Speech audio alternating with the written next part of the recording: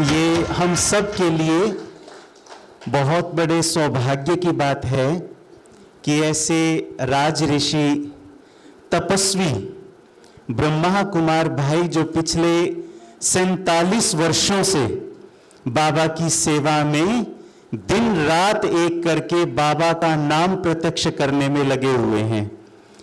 आप पिछले 36 वर्षों से मधुबन बेहद घर में बाबा के जितने भी बगीचे हैं, वो चाहे शांति वन में, पांडव भवन में या ऊपर ज्ञान सरोवर में, उन सब को बनाने की जिम्मेवारी बाबा ने भाई साहब को दी। जब आप मधुबन में आए थे तो उस समय केवल बाबा की झोपड़ी ही हुआ करती थी, लेकिन आज के समय में जब कोई भी बच्चा बाबा के घर जाता है, वो चाहे बीके है या नॉन बीके है, एक चीज से बहुत प्रभावित होता है और वो है बाबा की हरी भरी बगिया, वहाँ के फूलों को देख करके। तो बाबा ने आपको वो जिम्मेवारी का ताज आपके सिर पर रखा हुआ है। आपने कुछ समय गवर्नमेंट की हॉर्टिकल्चर में एक अधिकारी के रूप में अपनी सेवाएं भी दी। मैसूर में आपको ज्ञान मिला और मैसूर के पास में एक बहुत बड़ा गार्डन है, वृंदावन बगीचा। जैसे दिल्ली में मुगल गार्डन है, ऐसे ही मैसूर के पास में बहुत बड़ा बगीचा है। आपने सरकारी अधिकारी वृंदावन गार्डन, तो स्पेशल दीदी कह रहे रंग बिरंगे फव्वारे भारत में सबसे पहले वहीं उसी बगीचे में थे। तो वहाँ पर आप सरकारी अधिकारी के रूप में अपनी सेवाएं देते थे। फिर उसके पश्चात आज से 36 वर्ष पूर्व जब बाबा का बुलावा आया और बाबा के घर में, क्योंकि बच्चों की संख्या बढ़ रही थी, तो बाबा का कैंपस भी वृद्धि को पा रहा था, उस समय बाबा को आपकी ज़रूरत पड़ी और आपने धक से उस सरकारी अधिकारी की पोस्ट को पूर्ण कर, रिजाइन कर, और बाबा के घर में आप समर्पित हुए। आप बहुत ही निर्माणचित, जैसे दीदी ने बताया कि हमको तो अचानक से लॉटरी लग गई है। आपके बाबा के साथ के, अव्यक्त बाप दादा के साथ के और दादियों के साथ के इतने मर्म स्पर्शी, दिल को छूने वाले ऐसे आपके अनुभव हैं, आप सुनेंगे तो आपका मन गदगद हो जाएगा। इतने अच्छे भाई साहब के दादियों के साथ के और अव्यक्त बाप दादा के साथ के बहुत से वरदानों से आप पल्लवित हुए हैं। बाबा ने बहुत आपको वरदान दिए हैं, दादियों की पालना आपने बहुत ली है। तो हम आपसे अनुरोध करेंगे कि आप जो बाबा की और दादियों की पालना में पले बड़े हुए और आपका एक एक श्वास, एक एक क्षण आपने वो जो अनुभव किया है, वो हम सब भाई बहनों के सामने रखेंगे। आदरणीय नजप्पा भाई जी। ओम शांति। सबसे पहले मेरे को बहुत खुशी है ये बहादुरगढ़ की बाबा की इतनी बगिया देख के। हम सब आत्मा भी बाबा के फुलवाड़ी है ना, चैतन्य। बहुत अच्छा लगा, ये मेरा सौभाग्य है। दीदी ने तो बहुत समय से बोल रही थी, परंतु बाबा भी कहते हैं ना, ड्रामा में जिस सेकंड में जो काम कल्प पहले हुआ था वही रिपीट होना है।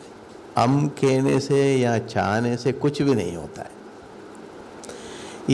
इसी के एग्जाम्पल में हम सभी जानते हैं शिव बाबा सबसे बड़ा जादूगर है। हम सब आत्माओं के ऊपर कैसे कैसे जादू करके एक एक आत्मा को बाबा ने इकट्ठा किया, हर एक अपने आप में जानते हैं, है ना। हम सब कैसे थे, कहाँ थे, हमारे अंदर क्या क्या भरा हुआ था, उन सबको एक जादू छड़ी घुमा के बाबा ने, है ना, अनुभव है ना सभी को। ऐसे ही मेरा भी एक प्रारंभ का, जैसे भाई साहब ने कहा, मैं तो कुमार था तो मैसूर में कमरा लेके रहते थे, वहाँ गवर्नमेंट सर्विस करते थे वृंदावन गार्डन में मैसूर के पास। आप में से किसी ने देखा है पता नहीं मुझे। तो उस समय 1977 में जिस एरिया में मैं रहते थे मैसूर में, उसी एरिया में बहुत बड़ा बाबा का मेला लगा हुआ था। उस समय अभी जैसा बाबा का चित्र सब जगह से इधर उधर से नहीं मिलते थे। दिल्ली से बाबा का सेट मंगाए थे वो लोग, बहुत बड़ा मेला करने के लिए। बहुत वो अच्छी तरह से सजा के उन्होंने एग्जीबिशन रखा था। करीब 15 दिन चला। देखिए, ड्रामा में किस सेकंड क्या होगा हम किसी को भी पता नहीं है। 15 दिन वो मेला चला। उसी के सामने दिन में 4 बार जाते थे हम लोग, आना जाना करते थे। एक दिन भी संकल्प नहीं आया अंदर जाने के लिए। दुनिया वाले करते हैं ऐसे, ये लोग भी करते हैं। लास्ट दिन, 15 दिन पूरा हो गया, लास्ट दिन था, वो भी शाम को 5 बजे हम ड्यूटी से आए। तो सब 15 दिन हो गया, लास्ट डे में सब निकालने की तैयारी कर रहे हैं वो लोग, और क्लोजिंग फंक्शन के लिए। उस समय हमारे साथ हम दोस्त दोनों जाके वॉकिंग जा रहे थे ऐसे। उन्होंने मेरे को पूछा, भाई साहब आप इधर देखा है क्या? नहीं नहीं, वहाँ क्या देखना है? नहीं नहीं, बहुत अच्छा है, मैं गया था। तो शायद मेरा तकदीर उस सेकंड में ड्रामा में खुलने वाला होगा। मैं अंदर पाँव रखा लास्ट डे। आप सोच लीजिए, हर एक आत्मा जो एग्जीबिशन में सेवा करते हैं, हर एक के मन में यही होता है ना, अरे 15 दिन से कोई आया नहीं है, आप कौन आएगा? सब समेटो जल्दी जल्दी। कुछ चित्र तो निकाल ही दिया था ऑलरेडी। एक आत्मा के चित्र में कुछ 4-5 लोग बाबा के परिचय सुन रहे थे। जैसे मैं अंदर गया, एक बहन जी ने कहा, भाई साहब आप भी इनके साथ मिल जाएंगे। जैसे उनकी ग्रुप में एकदम पीछे में खड़ा रहा, वो बहन जी जो आत्मा का परिचय सुना रही थी, तो देखिए इतना दिन सारी दुनिया में हम लोग फंसे हुए थे। आप सोच लीजिए, कुमार तो अकेला होगा तो उनकी हालत क्या होगा, कैसे रहेगा? कोई पूछने वाला नहीं है, ऐसे रहते हैं ना हम लोग। तो जैसे आत्मा का परिचय वो बहन जी सुना रही थी, एक एक शब्द भी बाबा ने मेरा बुद्धि का ताला कैसे खोला मेरे को भी पता नहीं, जादू कैसे किया। जैसे जैसे एक एक शब्द सुना रही थी, ऐसे पूरा मेरे को धारण भी उसी समय होना शुरू हो गया। तो ये वो एक चित्र सुन के पूरा होने तक मैं अपने आप को मैं पक्का आत्मा ही समझने लगा। इतना अनुभव बाबा ने कराया। ये बड़ा जादू नहीं है क्या? तो इसके बाद में जैसे जैसे आगे आगे जाते गए, हम लोग एक्सप्लेन करते गए, तो जाते जाते उसमें एक चित्र था सिनेमा का। सिनेमा उस समय बहुत बड़ा बड़ा चित्र था, अभी वो पिक्चर है क्या मुझे पता नहीं। सिनेमा से हमको क्या क्या फायदा होता है? सिनेमा माना पाप की माँ। हर एक आत्मा को पाप की पोषणा कैसे होता है, वो सारा उस एक्सप्लेन में वो बहन जी ने सुना है। मैं एकदम पीछे सुन रहा हूँ। तो हमारा काम क्या है? ड्यूटी में पैसा आता है, नौकरी करते हैं। जो भी नया सिनेमा आएगा पहले एडवांस बुकिंग करेंगे। दोस्तों के सर्कल है, भाई इस बार आपका खर्च है, इस बार आपका खर्च है, यही धंधा करते हैं ना हम लोग। तो जैसे ये बाबा का ये ज्ञान सुना मैंने, वहाँ खड़े खड़े ही मैंने संकल्प किया, हमारा पैसा देके, हमारा समय देके हम सीख के क्या आते हैं? बुराई सीख के आते हैं, पाप करना सीख के आते हैं। आज के बाद इस सेकंड से मैं सिनेमा देखना उसी समय खड़े खड़े, ये नहीं है, ताली बजाने की कोई बात नहीं। मैं यहाँ क्यों बता रहा हूँ, बाबा कैसे जादू छड़ी घुमाते हैं। तो फिर आगे गए हम लोग, आगे गए तो और एक चित्र आहार के बारे में जो आप लोग देखा होगा, एक बकरी काटने वाले, बेचने वाले, आप में से किसी ने देखा है वो चित्र? बेचने वाले, लाने वाले, पकाने वाले, खाने वाले, ये प्राणी की हत्या जो करेगा वो पाप ये पांचों को डिवाइड होगा। ये चित्र भी बहुत बड़ा था, वो भी बहुत अच्छी तरह से वो बहन जी सुनाई। हम लोग तो लौकिक में नॉनवेज वाले ही थे, और भी बैचलर कुमार समाना जब भी होटल में जाएंगे वही होटल में जाते थे। तो सोच लीजिए इतना उसके अंदर डूबे हुए हैं, वो भी एक सेकंड में जैसे एक्सप्लेन सुना उसी समय मैं कितना पाप किया होगा अभी तक। इस सेकंड से भले मैं मर भी जावे ये खाए बिना, मेरे को टच नहीं करना है। वो भी उस दिन और आज। ये सब जादू का काम नहीं है क्या?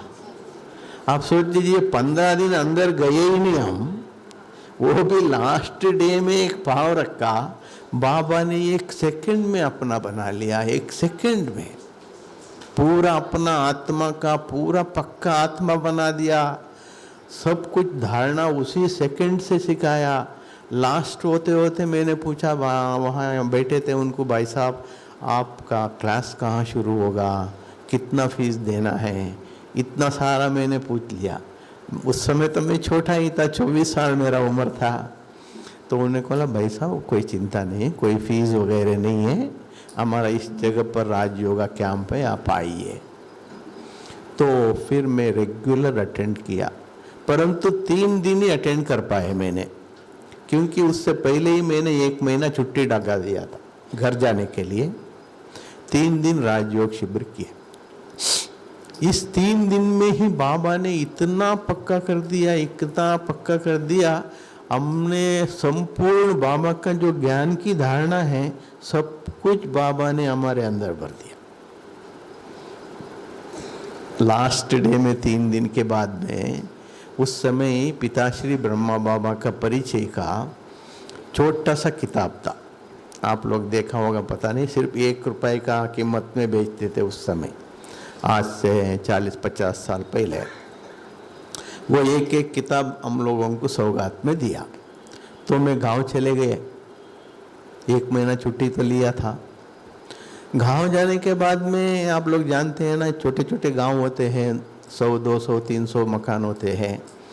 हम वहाँ का होंगे तो पूरा गांव वाले हमारा रिलेशन ही हो जाते हैं। तो भाई आज ये नौकरी से आया है, तो पहले तो ऐसे ही था, भाई अभी रात को हमारे घर में भोजन पे आना या सवेरे हमारे घर में आना है, क्योंकि सभी वही नॉनवेज वाले ही है। तो अभी सबसे पहले अभी मैं इसको कैसे कंट्रोल करूँ अभी। तो बाबा को बहुत याद किया मैंने, बाबा मैं क्या करूँ अभी। मेरे माताजी को धीरे से बुलाया मैंने, उनको बुला के कहा, देखो मेरे को बार बार पेट दर्द होता है ना, तो ये खाने से दर्द होता है, डॉक्टर ने कहा है, अंदर अल्सर हो गया बोलता है, अगर ये खाएंगे ना वो फट जाएगा, फटेंगे तो मैं मर भी सकता हूँ। गांव की माता है, अनपढ़ है, तो अरे ऐसे होगा तो नहीं, उससे छुटकारा हो गया। तो फिर ऑटोमेटिक फैल गया, भैया उनकी घर में ही नहीं खाएगा, हमारे घर में कहाँ आएंगे, कोई रिलेशन बुलाना ही छोड़ दिया। ठीक है, तो ऐसे करके करके सब भी धीरे धीरे उनको समझ में आएगा, उनको हुआ क्या है। रात को 12-1 बजे मेरा नींद खुल जाता था, सभी साथ में ही घर में सोते थे, बड़ा फैमिली था हमारा। रात को 1 बजे में उठ जाते थे, अंधेरे में ही उठ के बैठ जाते थे मैं योग में। इतना बाबा अपने पास खींच लेता था एकदम। बाबा 3 ही दिन कोर्स लिया है, इस रीति से बाबा ने संपूर्ण अपना बना लिया है। सब कुछ धारणा करने के लिए शुरू से ही बाबा ने शक्ति दे दिया है। भले कोई भी समस्या हो, कुछ भी मेरे को समस्या ही नहीं लगा। फिर आखिर कुछ दिन के बाद में घर में मैं ही बड़ा लड़का था, शादी की बात आ गया। तो हमारे पीछे और 4 भाई थे। तो हमारे पिताजी ने ऐसे एक दिन बात किया। मैंने तो उनको कहा, अगर शादी करना है आप कोई लड़की को ढूंढ लीजिए, मैं शादी कर लेता हूँ। क्योंकि तुरंत ना करेंगे तो वो लोग अनपढ़ लोग हैं बेचारे, वो तो। परंतु मेरा एक कंडीशन है, शादी तो मैं करेंगे, अगर कल जो आपके आने वाले बहू है ना, वो कैसे आएगा मुझे पता नहीं। मेरे को अपने तरफ कर लेगा ना, मैं आपको बात कर सकता हूँ, माताजी से मिल नहीं सकता हूँ, आपका सहयोग नहीं दे सकता हूँ, आपको देखभाल भी नहीं कर सकता हूँ। तो आप क्या करेंगे? आप कोई मेरे ऊपर उल्लाना नहीं देना। आज की दुनिया में तो हो रहा है ना। परंतु मेरा इच्छा है मैं मरने तक भी आप लोगों की सेवा करूं। अगर जो आने वाले हैं वो कैसा है हमको पता नहीं है ना, तो उस समय क्या बोलेगा वो, उनके ऊपर ही डाल दिया मैं। तो उन्होंने कहा ठीक है भैया, अगर आपको इच्छा नहीं है, आपको जबरदस्ती नहीं करेंगे।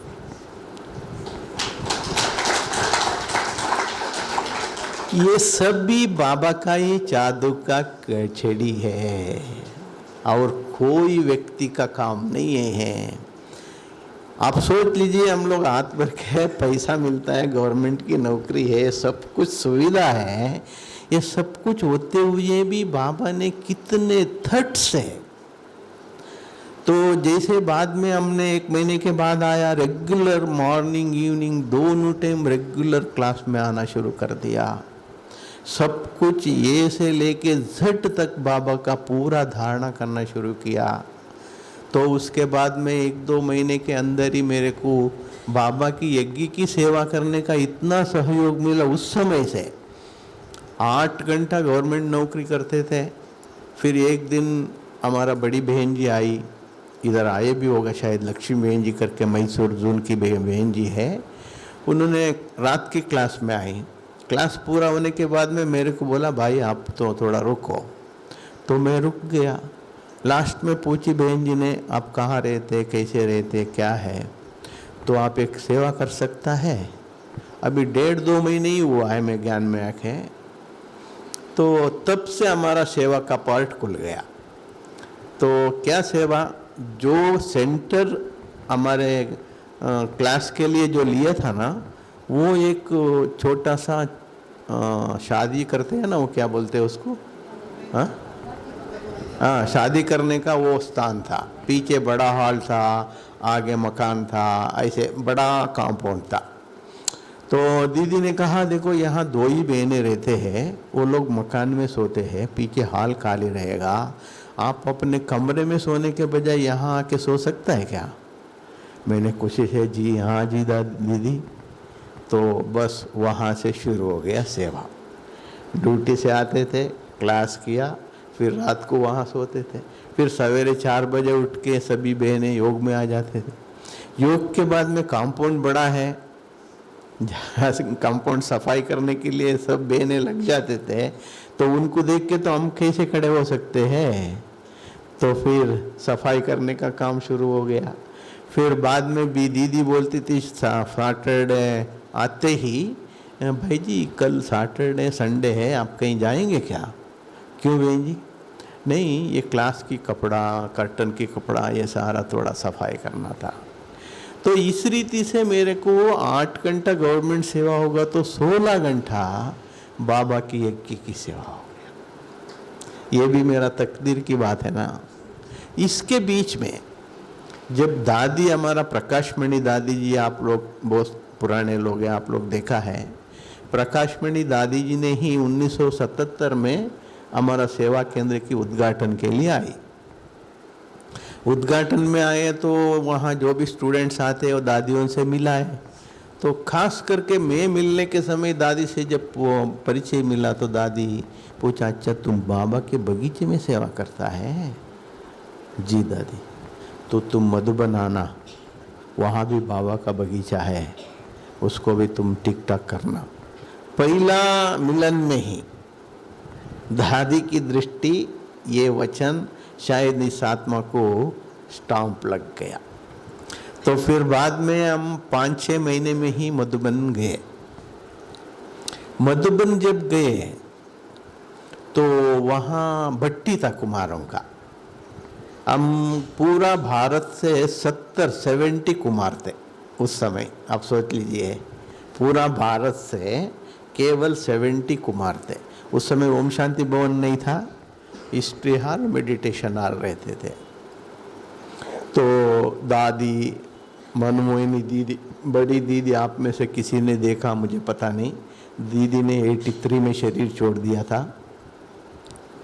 तो दीदी, बड़े बड़े दादियों का हर घड़ी हम लोगों को क्लास होता था। बहुत पावरफुल कुमारों का लाइफ में कैसे रहना है, वो क्लास हमारे जीवन में हमारा फाउंडेशन था। इतना बड़ा क्लास दादियों ने हम लोगों को किया, उससे हम तो एकदम पूरा पिघल गए। फिर उसके बाद में नेक्स्ट टाइम जब मैं गया तो 78 में 1 महीना छुट्टी लेके मैं सेवा में गए मधुबन में। तो सेवा में गया तो उस समय क्या हुआ, अव्यक्त बाप दादा की आने का टाइम था। तो एक दिन मधुबन में कोई पार्टी नहीं थी, सिर्फ मधुबन वाले और सेवादारी ही थे। मधुबन वाले भी उस समय करीब 30-40 लोग ही था उस समय। ये 1978 की बात बोल रहा हूँ। मधुबन बहुत छोटा था, पांडव भवन अभी जो है ना उसमें आधा से भी कम था। हम 20-25 सेवादारी थे, टोटल 50 या 60। दादी जी ने एक दिन प्रोग्राम रखा, आज बाबा मधुबन निवासियों से बाबा के कमरे में मिलेंगे। जो अभी बाबा के कमरा है ना, उस कमरे में बाबा मिलेंगे। तो दादी जी ने अनाउंसमेंट किया। तो फिर बाबा, मधुबन निवासी सब आगे बैठे, हम सेवादारी सब पीछे बैठे। अभी बाबा के कमरे आप सभी देखा है, वो जो बाबा का ट्रांसलेट चित्र है ना, उस जगह दादी सब जमीन में ही, कोई कुर्सी कुछ नहीं, वो चित्र को बाहर रख दिया। सब बाबा का रथ सामने बैठ गए, दादी या सामने ऐसे ऐसे बैठ गए। तो ये हमारा पहला मिलन बाबा का 1978 में। तो उस समय दादी जी ने कहा, बाबा ने छोटा सा मुरली चलाया घर वालों के लिए। फिर दादी जी ने कहा, सभी पर्सनल, उस समय सभी एक एक भी बाबा से बात करते थे हम लोग, एक एक भी मधुबन वाले सभी अपने अपनी समस्या को। जैसे छोटा बच्चा अपने पिताजी के सामने जाके बोलने में उनको डर तो नहीं लगेगा ना, जो भी बात है। तो इस रीति से शिव बाबा हमारा पिता है, हम उनका संतान है, हम उनकी सेवा में समर्पित है, हम राइट हैंड बन के खड़े हैं। तो इस रीति से हर एक बात को बाबा से पूछते थे वो लोग। तो इसी दृष्टि से दादी ने कहा, सेवादारी सब पहले आओ, बाबा से टोली ले लो। तो बाबा जमीन में ही बैठे, बाबा का रथ बैठा है, मेरा टर्न आया, मैं आके बाबा के सामने बैठ गया, मैं भी ऐसे ऐसे ही। बाबा ने बहुत प्यार से बहुत पावरफुल दृष्टि दिया, एकदम इतना इतना ही नज़दीक। बाबा की दृष्टि से तो मेरा सहन नहीं हुआ, मेरा दोनों आंख भर गया एकदम, जैसे गंगा यमुना। तो बाबा दृष्टि देते देते मेरे को 2 वरदान उसी समय दिया, तुम लक्की स्टार हो। आज भी मुरली में वो बात था, तुम लक्की स्टार हो, पहला वरदान बाबा ने दिया। फिर दूसरे वरदान, तुमको बहुत बड़ा लॉटरी मिल गया है। ये स्वयं परमात्मा के मुख से मिला हुआ ये 2 महावरदान है। आज भी मैं बाबा के कमरे में जाता हूँ, जब भी दिन रात कभी भी यही वरदानों को सदा याद करता हूँ मैं, क्योंकि परमात्मा का मुख से मिला ये वरदान फिर बाबा ने टोली मुंह में टोली खिलाया। उस समय मेरे को समझ में नहीं आया मेरे को कौन सा लक्की स्टार हूँ, मेरे को कौन सा बड़ा लॉटरी मिला है। कुछ दिन के बाद ही हम दादी दीदियों के अंग संग में आ गए, बहुत नज़दीक में आ गए। तो उसके बाद में 82 में ओम शांति भवन का कंस्ट्रक्शन बनना शुरू हुआ। उस समय आप में से कोई देखा होगा कौन कौन थे ओम शांति भवन बनने के समय? कोई नहीं जी? हाँ जी जी, वो एक पहाड़ था, वो भी एक बहुत बड़ी हिस्ट्री है। तो वो एक पहाड़ था। उस समय क्या थे, जब बाबा आते थे ना अव्यक्त बाप दादा लास्ट मार्च में लास्ट मुरली चलाने के समय बड़ी दादी दीदी को सामने बिठा के, बच्ची इस साल में ये काम करना है, जैसे घर में पिताजी माताजी को बोल के जाते हैं ना ये करना, बच्चों को भी बोलते हैं भाई इसको ये करना। ऐसे दादियों को बिठा के शिव बाबा ने सब किताब में लिखवाते थे, इस साल में ये सेवा करना है, ये सेवा करना है। इसी रीति से बाबा ने 1980 में दादी को बोला, बच्ची ये हाल छोटा हो रहा है, बड़ा हाल बनाना है। तब दादी जी ने कहा बाबा हाल तो बनाएंगे परंतु जगह नहीं मिल रहा है। देख लीजिए कैसे बाप और बच्चों का ऐसे सारा बातचीत चलता था, हर बात। तो हाँ जगह नहीं मिल रहा है। तो बाबा ने कहा क्योंकि उस समय जगह क्यों नहीं मिल रहा था, माउंट आबू में जब हैदराबाद सिंध से माउंट आबू ब्रह्मा कुमारी संस्था आ गए, उस समय वहाँ का पब्लिक को सोचने लगे ये कौन सी धर्म है, क्योंकि सफ़ेद कपड़ा तो पहनते हैं, बहनें ना कंगन पहनते ना तिलक लगाते, कुछ भी नहीं, ये क्रिश्चियन है, ये कौन है। ये लोग अपना धर्म में सभी को कन्वर्ट करने के लिए यहाँ आए हैं, इसीलिए इनकी धर्म को यहाँ बढ़ने नहीं देना, इसको कैसे भी हम खत्म करके इसको यहाँ से भेजना है। कोई भी अपना जमीन जा कुछ भी इनको देना नहीं है, सेल भी नहीं करना, देना नहीं है, वहाँ का सब इकट्ठे हो गए। तो हमको तो प्रॉब्लम रोज रोज बाबा के बच्चे बढ़ते जा रहा है, तो सभी प्रकार की समस्या हो रहा है, तो जगह नहीं मिल रहा है।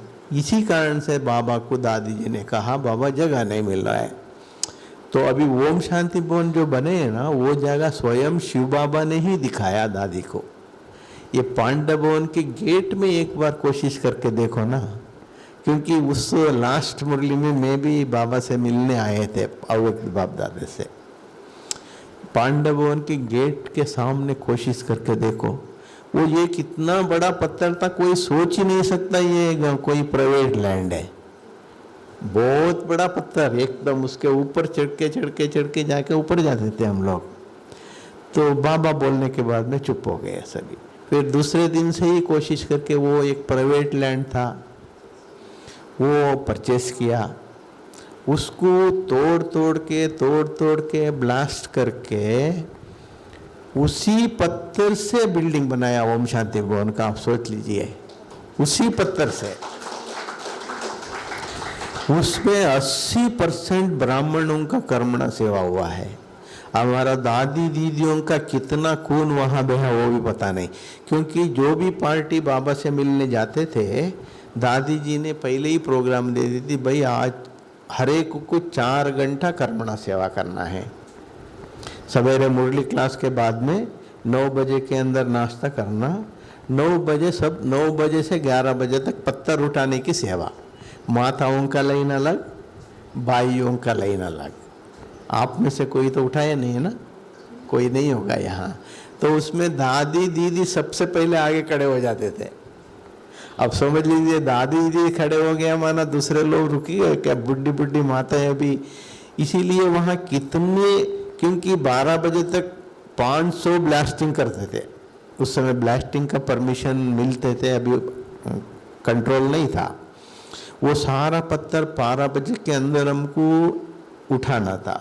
12 बजे तक और भी 500 ब्लास्टिंग करके उसको ब्लास्ट कर दिया तो शाम को 3 बजे से वापस 5 बजे तक।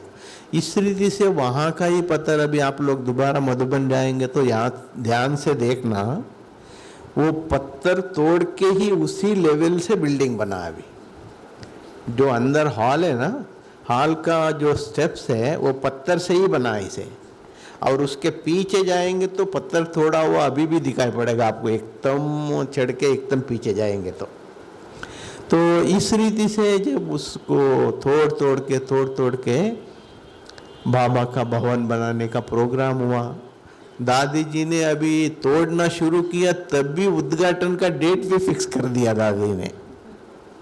इतना बड़ा पत्थर दादी जी ने डेट फाइनल कर दिया, भाई 83 जनवरी 18 तारीख इसका उद्घाटन होगा। आप कुछ भी करो, आप लोग दिन लगाओ, रात लगाओ, हजारों काम करने वालों को लगाओ, कुछ भी करो, दादी कहती है 18 जनवरी 1983 में इसका उद्घाटन होगा, स्वयं बाप दादा आके उद्घाटन करेगा। हो गया। तो फिर लगे, दिन रात चल रहा था जैसे मिशन चलने जैसा।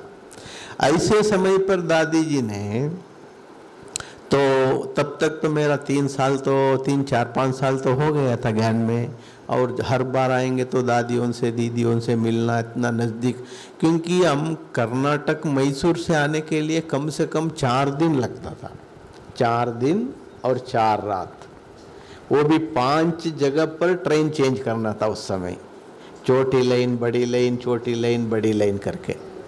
तो भी इतना सफ़र करके हमको गवर्नमेंट से 2-4 दिन छुट्टी मिला, तो और 2-4 दिन छुट्टी लेके चालू टिकट लेके हम सीधा आ जाते थे, छोटे थे ना हम लोग, तो उस कारण से साल में 4-5 बार तो हम मधुबन आ जाते थे। इतना दूर से आप सोच लीजिए, भले 2 दिन रहे या 3 दिन रहे, इतना मधुबन के साथ हमारा लगन, इतना कुछ भी हुआ हमारा, जो भी छुट्टी मिले सीधा मधुबन, जो भी छुट्टी मिले सीधा मधुबन। तो ऐसे समय पर दादी जी ने 82 में मेरे को ट्रांसफ़र हुआ था बेंगलोर। तो हमारे दीदी को दादी जी ने ट्रंकाल में फ़ोन किया, भाई वो लड़का को भेजो, ओम शांति भवन की बगीचा बनाना है, वो भले परमानेंट आएंगे तो भी ठीक है, या 5-6 महीना छुट्टी लेके आ तो भी ठीक है, परंतु बगीचा बनाना, उसको भेजो। हमारा दीदी को कहा, उस समय तो टेलीफोन वगैरह इतना आसान नहीं था, ट्रंकाल बुक करना था, पुराने आप सभी को पता है, एक दिन लग जाता था।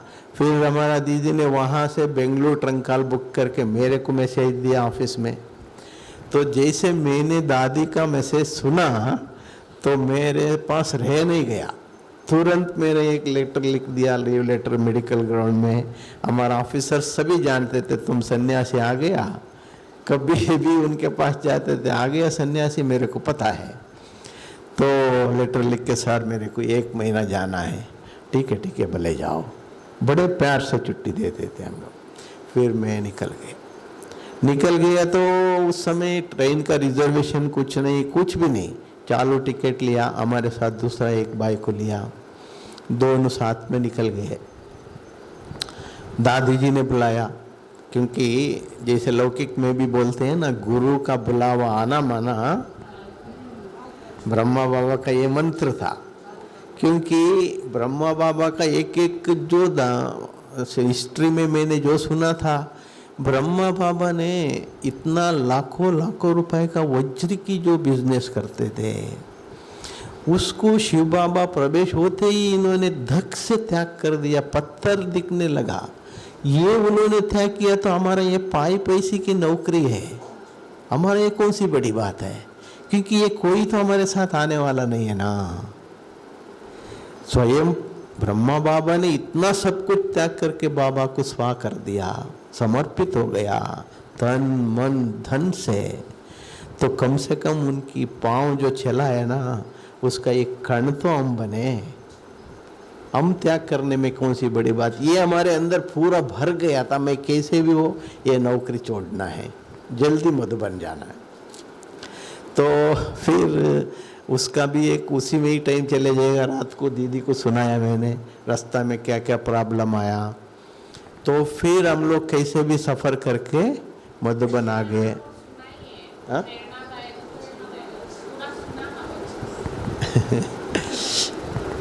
तो हम लोग दोनों निकल गए 4 दिन सफ़र करके। वो भी आप सोच लीजिए, जनरल डब्बी में, ट्रेन में आप सभी सफ़र किया है।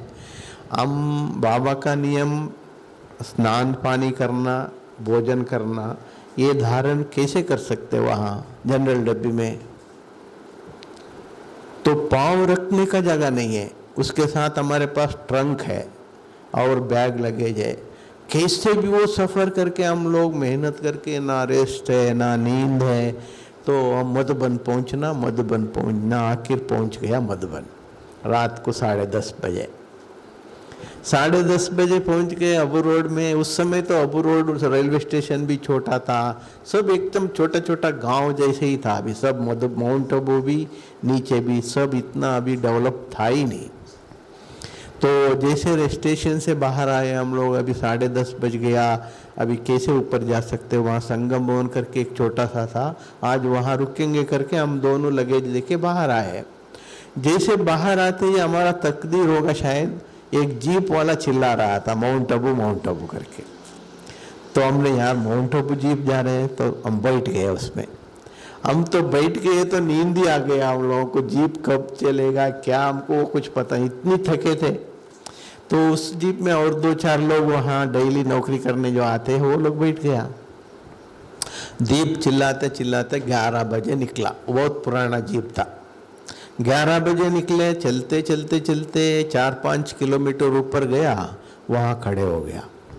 12 बज गया था, क्योंकि उस समय आप लोग पुराने देखा है, बहुत छोटा रास्ता था। नीचे से ऊपर जाने के लिए 2-3 घंटा टाइम लगते थे।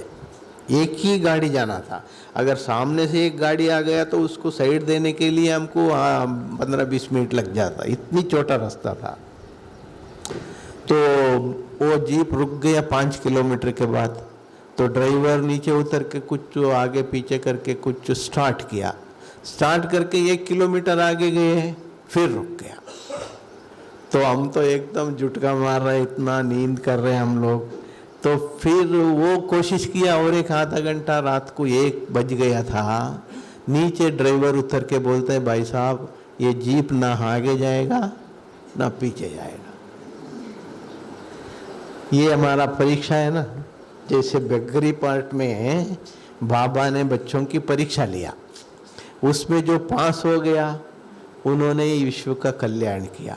हमने उस समय सोचा, बाबा ये भी हमारी परीक्षा है क्या? इतना थक के हम लोग आए हैं, इतनी लगेज हमारे पास है, जंगल के बीच में हमको छोड़ दिया, अभी हम कैसे इसमें आगे पास होना है?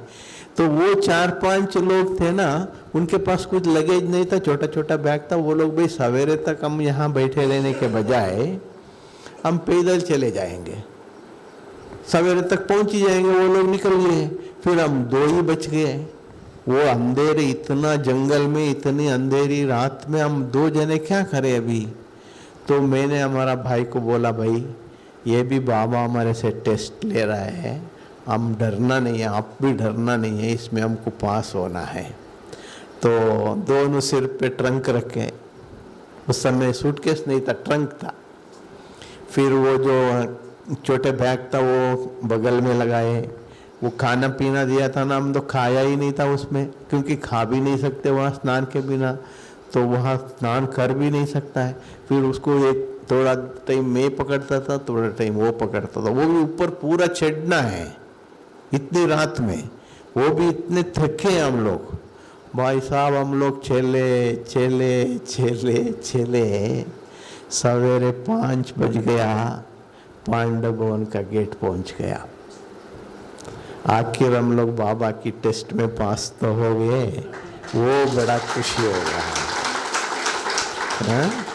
बाबा ने जो पेपर लिया था वो पेपर में हम पास हो गया। 1 घंटा दोनों बाहर ऐसे ही चुपचाप बैठ गए, इतनी थक गया था।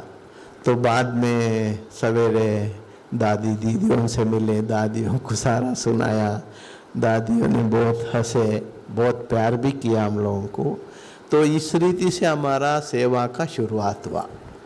फिर 5 महीना छुट्टी लेके पूरा ओम शांति भवन की गार्डन ऊपर से नीचे तक किया। सो 1983 जनवरी 1 में सारा दादी जी ने सारी विदेश में हमारा सेवा केंद्र है, उन सभी को मैसेज भेजा, सभी देश वाले अपने अपने पौधा ले आना, ओम शांति भवन में लगाना है, क्योंकि उस समय नया साल में बाबा आते थे। तो काफ़ी देश वाले लेके आया, उनका प्लांटेशन भी किया, वो भी सब हो गए। तो उसके बाद में मैंने दादी को कहा, दादी मेरे को थोड़ा सा काम है, मैं जाके आऊँ क्या?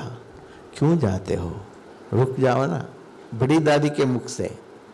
तो फिर भी मेरा कुछ पार्ट था, क्योंकि हमारा पीछे और 4 ब्रदर्स थे छोटे, उनको सेट करना था, हमारा फादर ऑफ हो गया था। तो फिर जाके मैंने कहा, दादी मैं जाएंगे तो भी वहाँ से ही मैं ये गार्डन मेंटेन करता हूँ, साल में 5-6 बार तो आ ही जाता हूँ, ऐसे करके ऐसे ही हम करते करते 88 में मैं परमानेंट आ गया, नौकरी छोड़ के। तो दादी जी ने कहा, अच्छा तुम आ गया, तुम्हारा समर्पण समारोह कर देंगे, आ जाओ। ऐसे दादी, दीदी, प्रकाशमणि दादी, मोहिनी दीदी, सभी ने बड़े प्यार से मेरे को कहा। फिर भी दादी जी ने एक बात और कहा, देखो दादी एक बात कहती है, तुम नौकरी लिख के मत देना, जब तक दादी नहीं बोलेंगे तब तक लिख के मत देना। क्यों दादी? नहीं, तुम इतना बड़ा संगठन है, इसमें तुम चल पाएगा या नहीं है कैसे पता है? अगर नौकरी भी छोड़ दिया तो अगर यहाँ भी चल नहीं सके तो फिर कहाँ जाएंगे? देखो दादी की दूर की दृष्टि देखिए। तो फिर इस रीति से 2 साल तक, 88 से 90 तक दादी जी ने मेरे को लिख के देने में मना किया। तो फिर 90 में मैंने पूछा, दादी अभी लिख के दे दूँ? हाँ लिख के दे दो।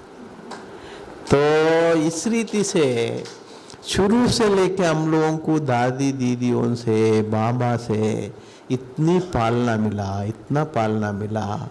बाप दादा की इस दृष्टि इस आत्मा के ऊपर रहा, ये मेरा परम सौभाग्य है। और मधुबन में मैं आने के बाद भी दादी जी ने कहा, देखो भाई आप बगीचा संभालो, अभी तुम आ गया है। उस समय तो ओम शांति भवन का ही बगीचा था। तो उसके बाद में शांतिवन में ज़मीन लिया, फिर ज्ञान सरोवर का लिया ज़मीन, फिर वहाँ का काम शुरू किया। मैंने कहा दादी को, दादी ये एग्रीकल्चर लैंड है, इसको सफाई तो हम कर सकता है, प्लान सैंक्शन होना बाद में बात है, इसको सफाई करने में, पेड़ पौधा लगाने में तो कोई दिक्कत नहीं है। हाँ ठीक है, ये भी तुम्हारा बात ठीक है, तो शुरू करो। तो ऐसे 92 में हम लोग वो जंगल सफाई करना शुरू किया। सबसे पहले हम अंदर गए जंगल में, 40, 50, 60 वर्कर्स को लेके पूरा कांटा गींठा क्या क्या। उस समय तो अब हम कितने बार गिरा होगा, क्योंकि आने जाने के रास्ता भी नहीं था वहाँ। आप लोग कोई पुराना देखा होगा मुझे पता नहीं, चलने फिरने का भी रास्ता नहीं था, नाला के अंदर से जाना था। तो ऐसे करके सफाई करके तैयारी किया। वो भी एक बहुत बड़ा बाबा का जादू का खेल है, ज्ञान सरोवर का, आप लोग सुना होगा पता नहीं। तो दादी जी ने बहुत सोच के हमको ये भवन बनाना, ये भवन बनाना, बहुत बड़ा फाइल प्लान बना के गवर्नमेंट में दिया, स्टेट गवर्नमेंट में। तो गवर्नमेंट में दिया तो उस समय का जो गवर्नमेंट, शायद बाबा का ड्रामा में ऐसे था कुछ पता नहीं, वो पूरा प्लान कैंसिल करके भेज दिया, पूरा का पूरा फाइल। आप एक कमरा भी नहीं बना सकते वहाँ, क्योंकि वो जंगल है। जंगल ये माउंट आबू है ना, सेंट्रल एनवायरमेंटल कॉर्नर में आता है। इस जंगल में आप कोई भी मकान दुकान कुछ बना नहीं सकता है। तो दादी जी ने सोचा था हम क्या क्या बनाना है, सब एकदम टप हो गया। अभी करे क्या? दादी जी ने हम सब मधुबन वालों को कहा, भाई सब लोग एक्स्ट्रा बैठ के योग करो, योग तपस्या करो। वो एक ही साधन है ना हमारे लिए, हैं? तो आप सभी जानते हैं जो भी काम होना नहीं है वो काम योग की शक्ति से सूली से कांटा बन जाता है। तो इस रीति सभी को योग में दादी जी ने रोज सवेरे शाम खुद आके बैठ जाती थी। तो इतनी योग की तपस्या शुरू किया। उस समय किसी ने बोला, वो एक गवर्नर चन्ना रेड्डी करके एक गवर्नर था, वो थोड़ा बाबा का कनेक्शन में थे, उनको बुला के ज्ञान सरोवर में एक घास का झोपड़ी बना के, घास की झोपड़ी में उनको गवर्नर को कैसे भी वो खड्डे में ही गाड़ी में टेस्ट करके लेके गए। वहाँ बैठ के उन्होंने, दादी जी ने कहा गवर्नर साहब को सुनाओ अभी क्या क्या लगाया तुमने। दादी जी ने मेरे को कहा, तो फिर मैंने सारा सुनाया क्या क्या प्लांटेशन किया, क्या क्या हुआ करके। फिर उसके बाद में गवर्नर साहब ने कहा, दादी गवर्नर के हाथ में कुछ भी पावर नहीं है, गवर्नर एक मूर्ति जैसा है, सारा पावर किसके हाथ में है? चीफ मिनिस्टर के हाथ में है, वो ही कर सकता है, हम कुछ नहीं कर सकते। वो भी वो एक विश्वास था, वो भी तो चले गया, अभी करे क्या है। अभी देख लीजिए बाबा का जादू छड़ी काम कर लिया हुआ। बाबा ने ही ज्ञान सरोवर बनाया और किसी का ये शक्ति नहीं था या कोई नहीं था, सब कुछ ओम शांति हो गया था, हमारे सामने की बात है। तो उसके बाद में उस समय आप लोग सुना होगा 92 में ये बाबरी मस्जिद का जो कांड हुआ था ना, ये राम मंदिर का जो बाबरी मस्जिद टूट गया, वो क्या क्या हुआ, उस समय के ही कारण से कुछ गवर्नमेंट में ऊपर नीचे हो गया, वहाँ राष्ट्रपति शासन आ गया। राजस्थान में राष्ट्रपति शासन आ गया तो जो गवर्नर के पास पावर नहीं था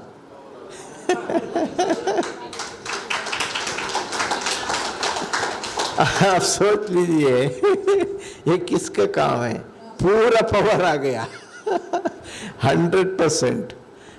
फटाफट से चन्ना रेड्डी जी ने बोला, दादी आज के आज पहले तैयारी करो नया, किसी के हाथों हाथ भेज दो। तो हाथों हाथ लेके गए। फिर वहाँ से चन्ना रेड्डी जी ने क्या किया, अपने ऊपर लिया नहीं, क्योंकि उनको पता था 6 महीने के बाद यही गवर्नमेंट आएगा, फिर वापस तो हमारे संस्था को प्रॉब्लम होगा। उस रीति से उन्होंने टाउन प्लानिंग ग्रुप को भेजा, क्योंकि सारा दिन में वहाँ ही रहते थे, रात को भी उधर ही सोते थे। एक शेड था उस समय, वो जंगल के बीच में, वहाँ ही सोते थे हम लोग, क्योंकि कब बहुत सारे वर्कर्स काम करते थे ना, दादी मैं ही रात को भी सो जाता हूँ। तो इस रीति से ये बाबा का शक्ति क्या क्या है, क्या किया, वो तो हम वर्णन भी नहीं कर सकता है।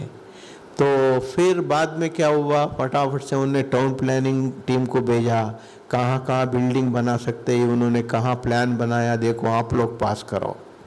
और उसके बाद में एनवायरमेंटल ग्रुप को भेजा, भाई ये लोग पेड़ पौधा काटना नहीं है, पत्थर तोड़ना नहीं है, उसी रीति से बिल्डिंग बनावे, उसी रीति से है क्या प्लान, आप लोग चेक करके पास करो।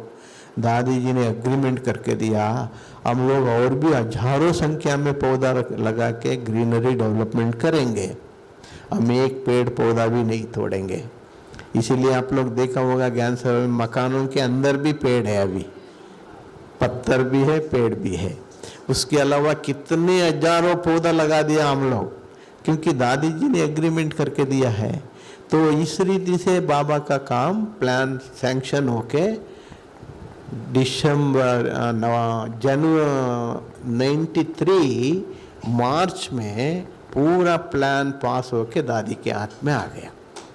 93 मार्च में उधर फाउंडेशन स्टोन डाला हुआ, वो बोर्ड भी है, आप लोग देखा होगा।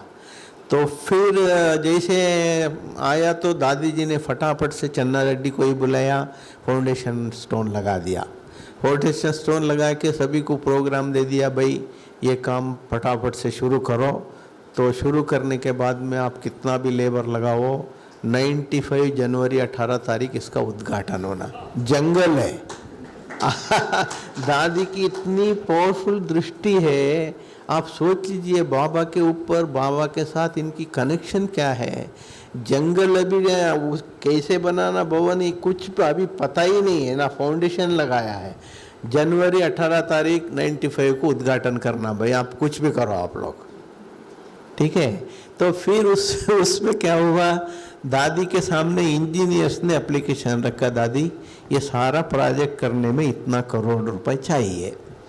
आप सब जानते हैं हमारे यज्ञ में कोई पैसा हाथ में रख के तो काम चालू नहीं करते हैं। ये जो भवन बना उस समय दीदी हाथ में पैसा रख के काम किया, सबके सहयोग से ही तो बना है ना। दादी जी ने बोला भाई 50, 60, 70 करोड़ हमारे पास कहाँ 50 लाख भी नहीं है, फिर कैसे शुरू करें। फिर दादी जी के मन में एक विचार आया, हम ऐसे करेंगे, पूरा भारतवर्ष में जितने भी बाबा के बच्चे हैं, कम से कम कितना 9, 10 लाख, 15 लाख जितने भी हैं, रोज 1-1 रुपए ज्ञान सरोवर की कंस्ट्रक्शन के लिए बाबा के भंडारी में डालें। आप में से भी किसी ने डाला होगा शायद, किसी हर एक सेवा केंद्र में उसके लिए 1-1 भंडारी रखा। तो ज्ञान सरोवर की कंस्ट्रक्शन के लिए समझ लीजिए आपने माता को 10 रुपए सब्जी के लिए दिया घर में, वो माता सोचेगा मैं 1 रुपए कम करके 9 रुपए की सब्जी लाता हूँ, 1 रुपए बाबा के भंडारे में डालेंगे, वो तो कोई बड़ी बात नहीं है। आप तो भाई साहब हैं, आप तो लाखों रुपए कमाने वाले हैं, आप सोचेगा मैं 1 रुपए क्यों डालूं, मैं 1000 रुपए डालता हूँ। आप सोच लीजिए दादी जी का कहना, ये आदेश केवल 18 महीने में ये जो 50-60 करोड़ का प्रोजेक्ट था उससे डबल कर चुका, लास्ट होने तक कंप्लीट। ये किसका कमाल है, किसकी जादू है। फिर दुनिया बोलते परमात्मा जादूगर है, वो तो छोटी बात तो नहीं है ना, वो झूठ भी नहीं है ना। हाँ, इसीलिए तो लोग डरते हैं, ब्रह्मा कुमार इसके पास जाएंगे तो क्या है। ऐसा जादूगर है हमारा बाबा। 18 महीने में पूरा ये जंगल को, आप लोग ज्ञान सरोवर को आज देख लो। आज हमारे पास हम लोग सारा दिन वहाँ रहते, सारे दुनिया के लोग आते, भाई इसकी प्लानिंग कौन किया है, इसका मास्टर प्लान कौन किया है, इसका लैंडस्केप कौन किया, गार्डन का कौन किया। ये भाई साहब सबको करने वाला ऊपर बैठा, हमारा कुछ नहीं है। जो मकान पूरा होने के बाद में मेरे को बुलाता था, नंजप्पा भाई देखो इधर इतनी सी जगह है, इधर तुम कुछ करना हो तो करो बगीचा। हम उस जगह पे खड़े होके, क्योंकि हम लोग गवर्नमेंट में क्या करते थे, बड़े बड़े जगह प्लानिंग करते थे गार्डन बनाने के, इधर एक छोटा छोटा चुटरू कैसे प्लान बनाए। हम उस जगह जाके खड़े होके, बाबा अभी आप जानो, आपका काम जाने, आप जैसे हमको रास्ता दिखाएंगे हम करेंगे। वहाँ खड़े हो जाते थे हम लोग, सच्ची बात बताता हूँ मैं, क्योंकि जैसे बाबा को याद करके मैं खड़े हो जाते थे, उस समय बाबा कुछ ना कुछ बुद्धि में टचिंग कर देते थे, बच्चे ऐसे करो, ऐसे करो, ऐसे करते करते गए। आज देख लीजिए सारी दुनिया के लोग आएंगे तो ज्ञान सरोवर को इतना आकर्षित करते, ज्ञान सरोवर का। ये तो बाबा का कितना कमाल है।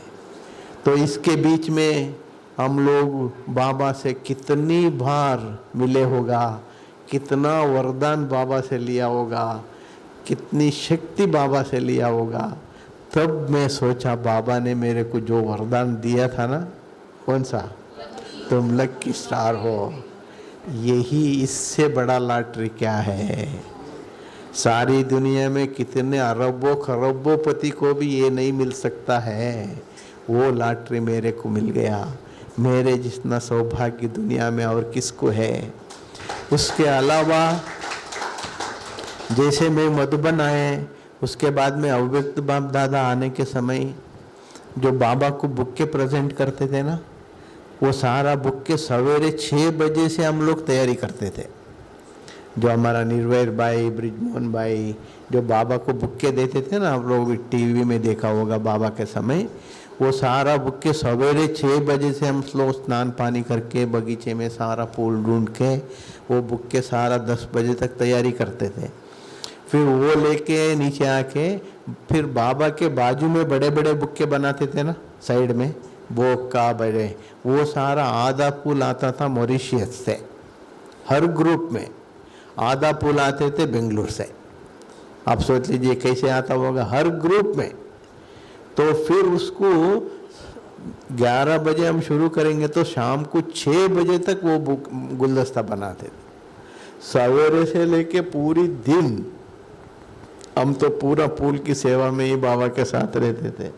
फिर बाद में उसके बाद में बाबा मुरली सुनाने के बाद में बुक्के देने के लिए, बड़े भाइयों को देने के लिए मैं स्टेज में जाते थे। फिर बाद में स्टेज में ही रह जाते थे बाबा के पास में ही। तो ये पार्ट भी एक कम है क्या? स्वयं भगवान की एक दृष्टि लेने के लिए लोग तरसते हैं। सारा हर बार बाबा के आसपास में ही रहने का, बाबा के संग में सेवा करने का सौभाग्य मिलना, ये भी मेरा कम बात नहीं है, हमारा परम सौभाग्य है। ये कल्प कल्प को भी ये फिक्स है।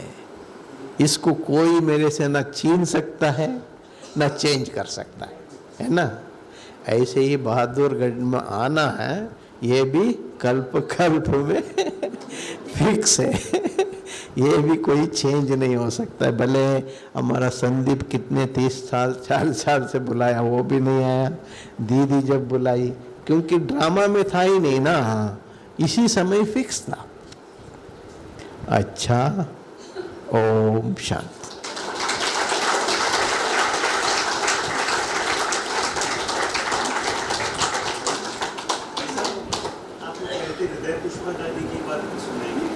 टाइम है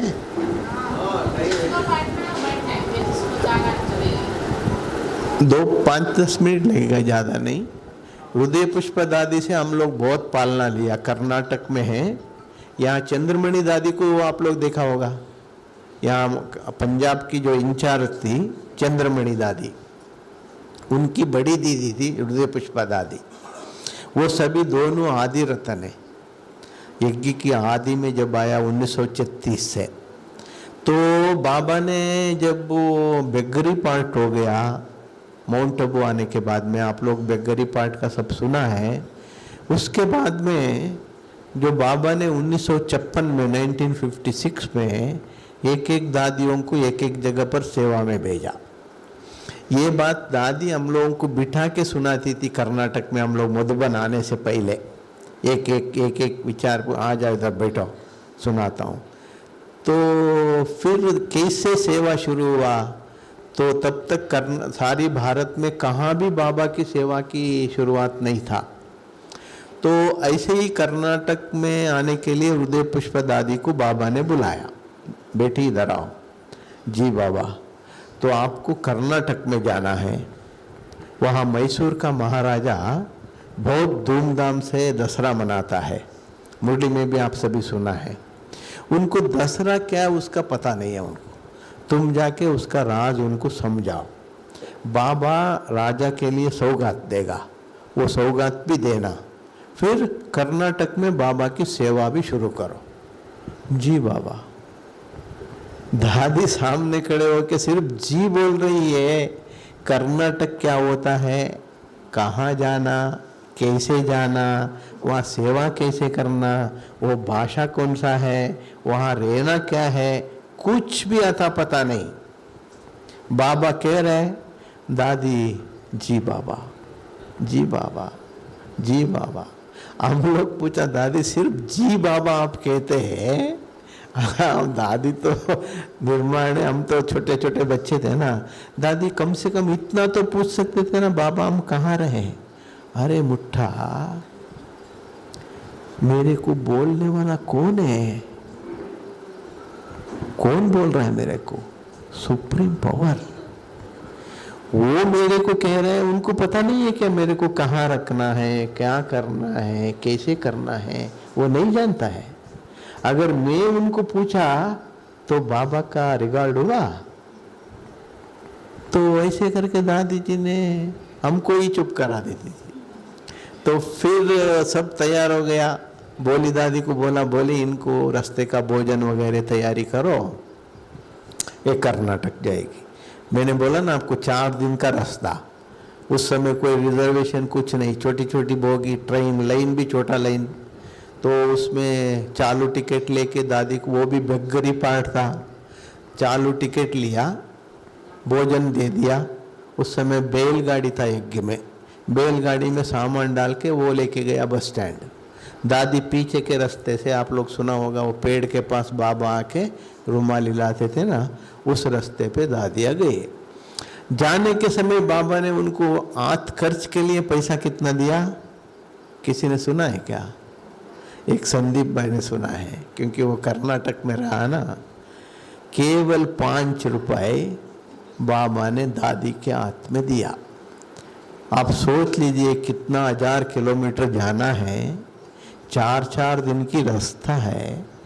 खर्च के लिए अभी बच्चे को 5 रुपए देंगे तो अभी चॉकलेट भी नहीं आएगा करके फेंक के चले जाएगा, है ना। तो दादी को 5 रुपए दिया, दादी ने लिया, चल पड़े कैसे भी सफ़र करके, क्योंकि बाबा का आदेश है, बाबा ने कहा है। चले चले चले आखिर पहुंच गया बेंगलोर। बेंगलोर पहुंचने के बाद में बेंगलोर में रेलवे स्टेशन से, क्योंकि उस समय ट्रंक ही होता था ना, ट्रंक, बेड, ये सारा सामान बाहर आने के लिए, लंबा स्टेशन से बाहर आने के लिए तो दूर पड़ता है ना, तो एक कूली बुलाया, वो सारा सामान बाहर लेके आया। तो फिर उनको कूली देना पड़ेगा पैसा, तो जो 5 रुपए था वो उठा के दे दी। काली आत। बाहर फुटपाथ में दादी खड़ी है, बाबा को याद करके।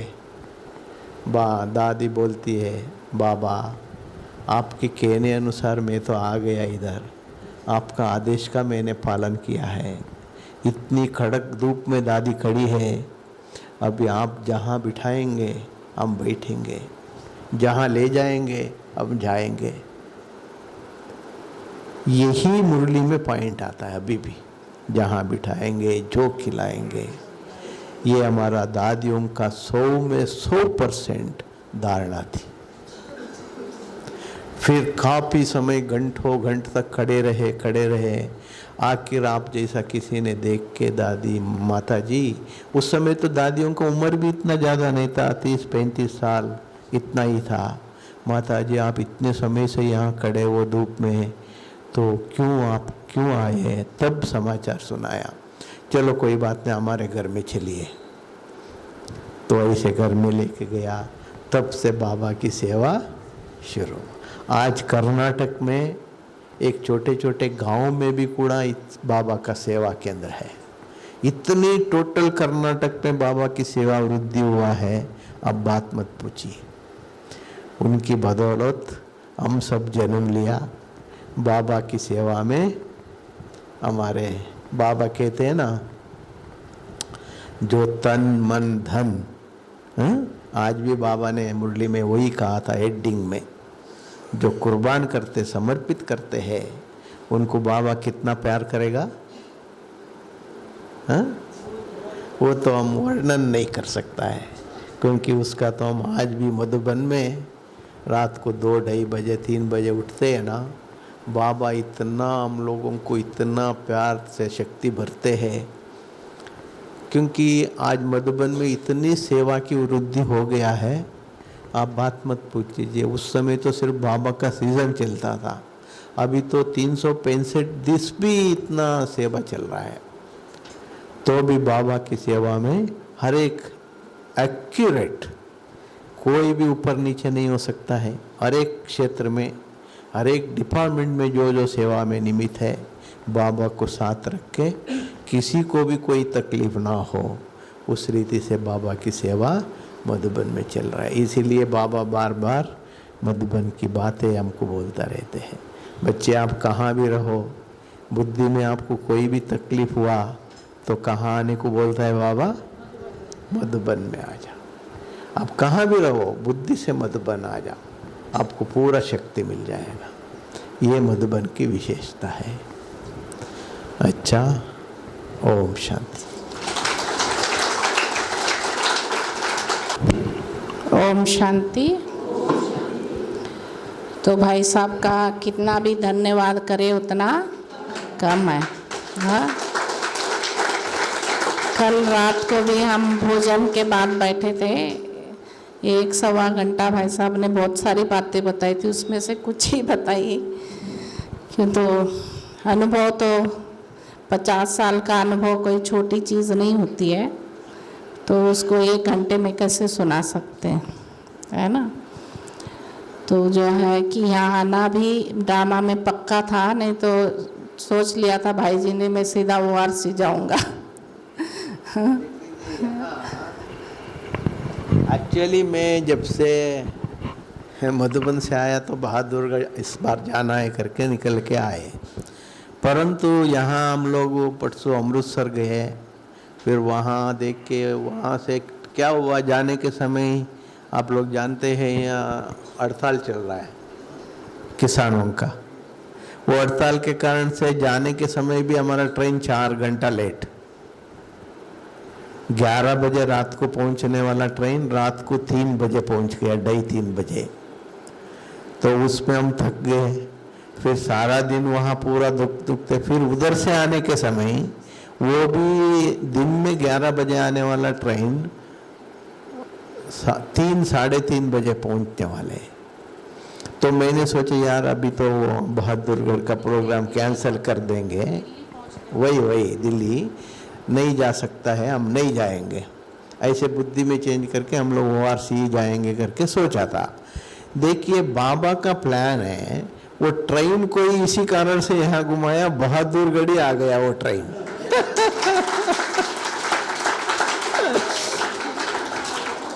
ये ट्रेन इस रास्ते पे आने वाला है ही नहीं, उसका रास्ता ही अलग है। हमको क्या पता ये बहादुरगढ़ रास्ते पे आएगा करके। बहादुरगढ़ सीधा आ गया, यहाँ रुक भी गया ट्रेन। किसी ने बोला बहादुरगढ़ है, मैंने सोचा यार मैं सो गया था, उठ गए, ये बहादुरगढ़ कौन सा, ये दूसरी बहादुरगढ़ तो नहीं है। तो फिर हमारे दूसरे भाई था, उनको बोला भाई नहीं तुम ORC जाओ, मैं यहाँ उतर जाता हूँ। फिर उतर के फिर भी कंफर्म किया भाई साहब ये कौन सा बहादुरगढ़ है। नहीं यहाँ से तो अभी 30 किलोमीटर ही दूर है दिल्ली। तब मैं उतर गया। आप सोच लीजिए ये भगवान का क्या कमाल होता है, बच्चों को अपने गोदी में रख के, अपने दिल में रख के कैसे बाबा चलाते हैं। क्योंकि हम आप सबके मिलना था, आप सबसे ड्रामा अनुसार आप महान आत्माओं का मिलन होना था, ये सौभाग्य भी प्राप्त होना था। ये कल्प में पहले फिक्स था, उसी को ट्रेन को इधर घुमा दिया बाबा। ऐसे तो ये कहानी देखो ऐसे हो गई। बाबा ने आखिर भाई जी को यहाँ पे लाया ही, क्योंकि हम सबका संकल्प था कि भाई जी आएंगे। तो देखो कितनी त्याग तपस्या से, जहाँ लगन होती है वहाँ पे क्या होता है। हाँ, तो बाबा कहता है ना मोहब्बत में मेहनत भी नहीं लगती और प्यार में सब कुछ हो जाता है। वो प्रैक्टिकल जो भाई जी ने अपना अनुभव सुनाया, तो अभी आप देखना अपनी स्थिति कैसे रहती है। जब भी कोई बात आज सामने आती है तब अपनी स्थिति कैसे रहती है। तो इसीलिए हर चीज़ में सीखने को मिलता है ना। तो इसीलिए हम कितना भी धन्यवाद करें उतना कम है। हाँ, तो जिन्होंने बाबा से, अव्यक्त बाबा से, दादियों से पालना ली, तो दादियों की एक पालना का कल भी बहुत सारी बातें बताई, उतना टाइम नहीं था अभी। तो भाई जी को ORC भी जाना है, तो दया दीदी ने खास हाँ कल बेंगलोर भी जाना है भाई जी को। तो वैसे आज सारा दिन का यहाँ पे था, लेकिन दीदी ने कहा आप ORC रहे ही नहीं, बस आए और गए। तो आज ORC में आशा दीदी ने शाम को भाई जी की क्लास रखी है, तो फिर वहाँ भी जाएंगे। और यहाँ ORC में भी खूब गुलाब लगाए थे भाई जी ने। यहाँ पे है ना ये जो अपना जहाँ खेल का बच्चों का वो नहीं लगाया आजकल, वहाँ पूरा पहले शुरू में गुलाब खूब लगे हुए थे वहाँ भी। और बाबा का जो कमरा बना हुआ है ना, उसके लॉन के इस साइड में 2 जगह लगाए थे ना भाई जी। 2 साल तक हर महीने 10-15 दिन आते थे। मैं जब ओआरसी जो शुरू किया वो जगह भी मार्किंग भी नहीं किया था, कहाँ हमारा ज़मीन है, सिर्फ खरीदे थे। वहाँ गुप्ता जी करके वहाँ एक MP भाई साहब है वहाँ, जहाँ मानेश्वर में दादी जी के लिए जो जगह दिया था, उनको किसी ने बोला यहाँ हमारा 28 एकड़ 28 एकड़ ज़मीन है। तो दादी जी ने बोला था मिलेंगे तो खरीदो, तो इन्होंने बैठे बैठे खरीद लिया ना, ये जाके देखा है कहाँ हमारा ज़मीन का लोकेशन कुछ भी पता नहीं। तो ज़मीन तो खरीद लिया, काफ़ी समय हो गया, तो रजिस्टर भी हो गया यज्ञ के नाम से। तो दादी जी के विचार था, उससे पहले ज्ञान सरोवर बना, फिर उसके बाद में 96-97 में शांतिवन बन गया। शांतिवन बन के पूरा होने के बाद में दादी जी का विचार चलने लगा ORC का भी कुछ करना है। तो एक बार अचानक रक्षाबंधन के समय था, तो दादी जी ने एक टीम बुलाया, इंजीनियर्स का कुछ 2-3 लोग, सर्वे करने वाले कुछ, और भोजन बनाने का टीम 1-2-3, मेरे को भी बुलाया, तुम भी जाओ वहाँ अभी से ही पौधा गिौधा लगाओ, नहीं तो बाद में बनने के समय कुछ चाहोगे मिल जाएगा। ऐसे करके दादियों को इतना विश्वास था, तो ऐसे एक टीम बना के हम लोग 15-20 लोगों को भेजा। हम सभी पटौदी में रुके थे, पटौदी का सेंटर देखा होगा ना आप लोग, हेली मंडी वहाँ रुके थे। क्योंकि वहाँ रुक के पहले गुप्ता जी के पास आए तो उनकी प्लान में देखा, फिर पटवारी को बुला के ज़मीन में गया तो वो ज़मीन में पूरा ग्वारफली बोया हुआ है, ग्वारफली का बीज होता है ना, पूरा खेत, और उसके हमारा खेत के बीच में जो ज़मीन खरीदा उसके बीच में गांव की रास्ता है, 2 पार्ट है, वो भी पता नहीं है भाई साहब को। फिर बाद में वो सारा किया, वो सारा सफाई करके वो आज ORC कैसे बन गया इसी कारण से 2 साल तक हर महीने 8 दिन 15 दिन दादी बेचती थी मेरे को भी। पूरा गार्डन बिल्डिंग तैयार हो गया, बिल्डिंग के साथ साथ गार्डन भी तैयार हो गया। उसके बाद में एक भाई को यहाँ फिक्स की। ऐसे बाबा का कारोबार चलता रहता है। तो देखो ORC जो दिल्ली का बना है, ये मधुबन की बाबा ने दी हुई गिफ्ट है। तो इसीलिए शुरू में पूरी मधुबन से ही टीम आई हुई थी। तो आपने संतोष बहन है ना पटौदी की, उनके अनुभव में भी ये चीज़ें सुनी थी। तो कैसे बाबा ने ये कार्य उनके सहयोग से भी किया। शुरू में छोटा सा ही सेंटर है पटौदी का, फिर भी वहाँ पर देखो ये सारे बड़े भाई रहे मधुबन के, और वहाँ पे से आ जाके ORC बनाया। तो काम तो बाबा का है ना, तो बाबा कैसे ना कैसे करा ही लेता है। तो इसीलिए तो ऐसे बहुत सारे, जैसे कहते हैं ना, वो खान को खोदते जाओ तो क्या होते हैं, हीरे माणिक मोती निकलते जाते हैं। वैसे भाई जी को थोड़ा कुछ बोलते हैं इनको याद आता है हाँ, तो ऐसे इनके पास बहुत सारे अनुभव है।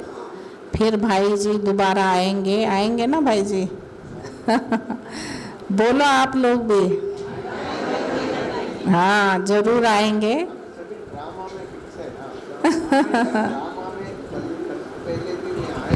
हाँ पक्का आएंगे, वो तो कोई मिस नहीं कर सकता है इसे। तो पक्का हो गया, लेकिन इसी कल्प में भी फिर भी आना है दोबारा हाँ, तो जो अपने बाबा के ऐसे ज्ञानी योगी आत्माएं, जो बाबा की बगिया को संभालने वाले बाबा के बागवान बच्चे, तो बाबा जब भी, जैसे बाबा मुरली में भी कहता है ना, फूलों को देख के मैं किसको देखता हूँ, बच्चों को देखता हूँ उसमें भी।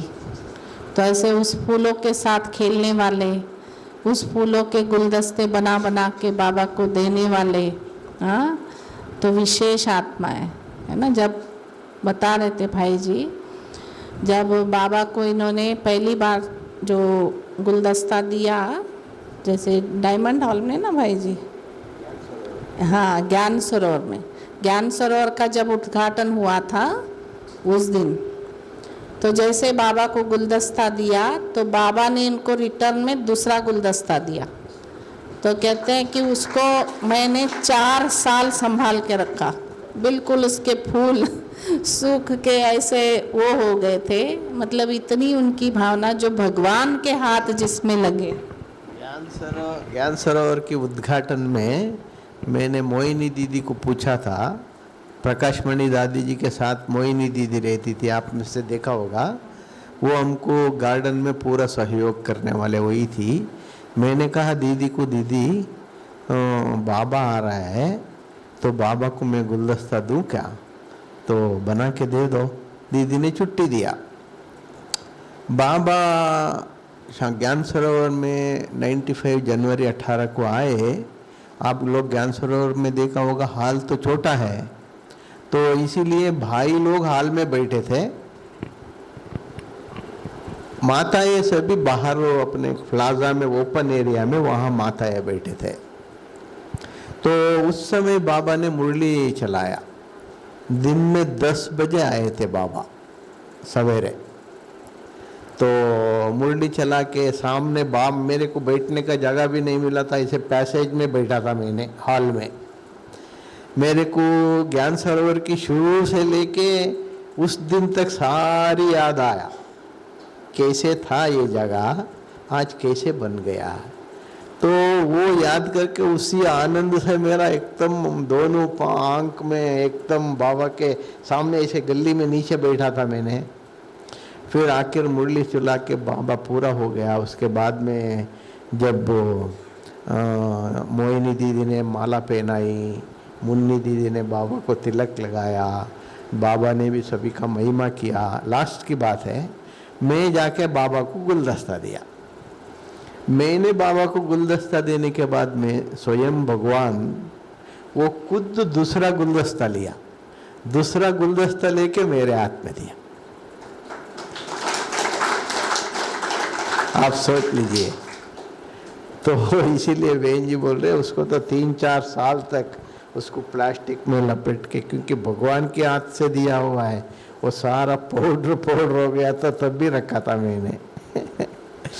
ऐसे बहुत सारी बातें हैं, एक एक दो नहीं। जो 2 वरदान दिए थे बाबा ने शुरू में, आपको उसका फोटो रखा है, वो बताइए। नहीं, शुरू का नहीं, वो 2007। हाँ, वो आप बताइए। 2007 में, उसी साल में प्रकाशमणि दादी जी का देहांत अव्यक्त हुआ था, अगस्त में। तो हम लोग हर साल नया साल में दिसंबर 31 को बाबा 12 बजे तक रहते थे। उस समय 12 बजे तक रह करके जी 12 बजे नया साल मनाते थे। फिर बाद में मोहिनी दीदी का नया साल का पहला दिन उनका बर्थडे था, बाबा को दीदी गुलदस्ता देती थी। फिर बाबा नया साल के लिए ग्रीटिंग्स देते थे, केक काटते थे, बहुत कुछ होता था उस समय, जब बाबा का रथ अच्छा था उस समय। ऐसे ही एक समय हम लोग तो, क्यों दीदी जी ने याद किया इसको, देखिए भगवान की सेवा में हम सब हैं, चाहे सेवा केंद्र में हो, मधुबन में हो, कोई भी कोने में भी हो, परमात्मा का सेवादारी हम सब है। हम सब सेवा, हम जितने जितने सच्चे दिल से बाबा को समर्पित होके अपना तन मन धन से हम सेवा करेंगे, बाबा हम सबको जानता है। हम बाबा के सामने जाने का ज़रूरत नहीं है और बाबा को बोलने की भी ज़रूरत नहीं है। हम लोगों को जब मधुबन में आए तब से बाबा ने, दादियों ने ये जो सेवा दिया, हम लोग दिन रात लगा के, हम कैसे भी हो, बाबा का गार्डन है ना, बाबा का घर की चेहरा है। अभी आप लोग ज्ञान सरोवर में जाएंगे, कहीं भी जाएंगे, पहले गार्डन ही तो दिखेगा ना। अगर समझ लीजिए हम कपड़ा कितना भी अच्छा पहने, हमारा चेहरा ही ठीक नहीं तो कपड़ा क्या देखेंगे। इस रीति से बाबा का गार्डन घर का, बाबा का घर की चेहरा है, उसको एक्यूरेट रखना हमारा धर्म है। बाबा ने उसके लिए हमको निमित्त किया है। हम कुछ भी कोशिश करके, हमको कितना भी मेहनत करना पड़े, हम उसको एक्यूरेट रख के उस रीति से हम लोग दिन रात वो उसे सेवा में लगे रहते। परंतु पिता परमात्मा ये सभी जानता है, देखता है। इसका ये एग्जाम्पल है। 2007 को दिसंबर 31 बाबा को सभी सीनियर ब्रदर्स को मैंने गुलदस्ता प्रेजेंट किया। मोहिनी दीदी के लिए एक अलग गुलदस्ता बनाना था, क्योंकि वो 12 बजे उनको देना था बाबा को। बाबा के गद्दे के पीछे ही बैठ के मैं बनाना शुरू किया। जैसे भाइयों को गुलदस्ता दे के मैं पीछे गए, बाबा ने उनसे गुलदस्ता लिया नहीं उस दिन। वो उसको बुलाओ इधर, सभी को बोला उनको बुलाओ इधर। सभी ने मेरे को आवाज़ किया, हे नंजप्पा नंजप्पा, बाबा बुला रहे, बाबा बुला रहे, बाबा बुला रहे। सभी ने आवाज़ किया मेरे को। मैं तो बाबा के सामने आया। बाबा के सामने आया तो बाबा ने हाथ आगे किया, मेरी हाथ पकड़ा बाबा ने। हाथ पकड़ के बाबा ने कहा, बगीचे को रोज रोज सजाने का, नया नया कुछ ना कुछ करने का ये बहुत अच्छा है। बाप दादा सर्टिफिकेट देते हैं, अच्छा है, अच्छा ही रहेगा। इतना वरदान बाबा ने हाथ पकड़ के 2007 में बाबा ने दिया। उसी का ही मैंने दीदी बोला एक बड़ा फोटो बना के वो वरदान भी लिख के हमारे साथ हम जहाँ सोते हैं वहाँ रख के है। रोज उठ के हम उसको देखते हैं। इस रीति से बाबा से बहुत कुछ प्राप्त हुआ है। यही हमारा कमाई है, यही हमारे साथ आने वाले हैं। इसके आधार से ही हम भविष्य में वो पद हमको प्राप्त भी होगा, है ना। इसको तो कोई रोक नहीं सकता है या मेरे से छीन नहीं सकता है। अगर मैंने नौकरी में कुछ लाखों करोड़ों रुपए कमाया, वो कोई हमारे साथ आने वाले थे क्या? हा? ये कमाई ये हम सभी के मन में, हमारे पास जो कुछ भी है उनका ही देन है। तन मन धन, जब जितना जितना उनकी सेवा में हम लगाते जाएंगे उसकी वृद्धि और होता जाएगा, होता जाएगा, होता जाएगा। इसके रिजल्ट में बाबा हमको बहुत कुछ देगा। ये हमारा क्या कितना बाबा ने क्या क्या दिया है, बहुत उसका वर्णन ही कर नहीं सकता है। तो अभी स्वीट बाबा जो ग्रुप है ना, वो जो बाबा ने जो इनको वरदान दिया उसमें वो छोटा सा क्लिप है, वीडियो वो भी डाला है, उसमें आप लोग देखना। और अपने पर्सनल जो सेंटरों के ग्रुप है ना उसमें भी डाल देना आप लोग। कहाँ गई विंता? रेनू भी गायब हो गई। अच्छा यहाँ बैठी। तो अभी आप सबको टोली मिलेगी। पहले बाबा की याद में बैठेंगे, फिर बाद में भाई साहब के हाथों से आपको फल की टोली ही मिलेगी, ठीक है ना। क्यों तो बाबा का बागवान बच्चा आया है, तो बागवान का ही क्या मिलेगा? फल मिलेगा, है ना। तो भले वो दूसरे बागवानी का है, लेकिन है तो फल ना। ठीक है।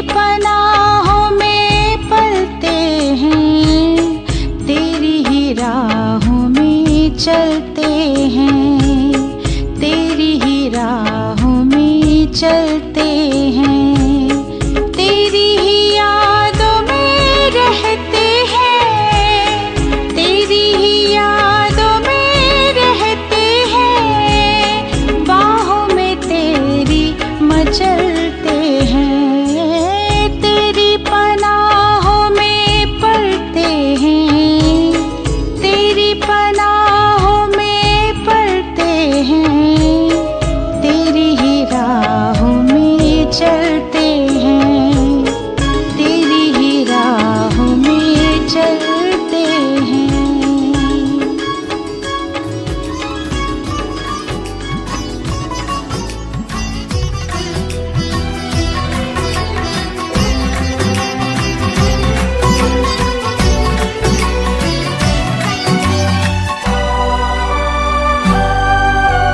तेरे सिवा ना मुझको कोई और देख पाए, कोई और देख पाए। नजरों में अपनी रखना, तू मुझको यूं समाए, तू मुझको यूं समाए। तेरे सिवा ना मुझको कोई और देख पाए, नजरों में अपनी रखना, तू मुझको यूं समाए। बार बार कहती है, बार बार कहती है मन की यही लहर, बार बार कहती है मन की यही लहर।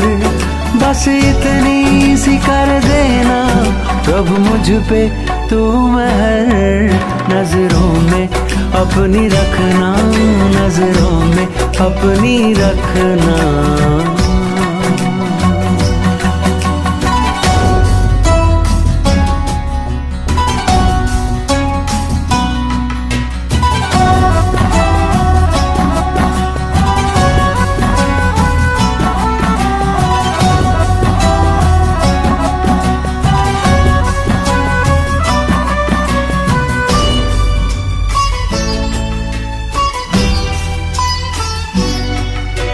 नजरों की तेरी भाषा भरती है मुझ में आशा, भरती है मुझ में आशा।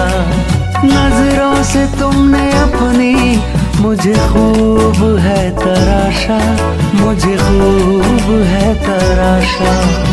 नजरों की तेरी भाषा भरती है मुझ में आशा, नजरों से तुमने अपनी मुझे खूब है तराशा। समा तेरी नजरों में, समा तेरी नजरों में, मैं जाऊं वहीं ठहर। समा तेरी नजरों में, मैं जाऊं वहीं ठहर। बस इतनी सी कर देना प्रभु मुझ पे तू महर, नजरों में अपनी रखना, नजरों में अपनी रखना।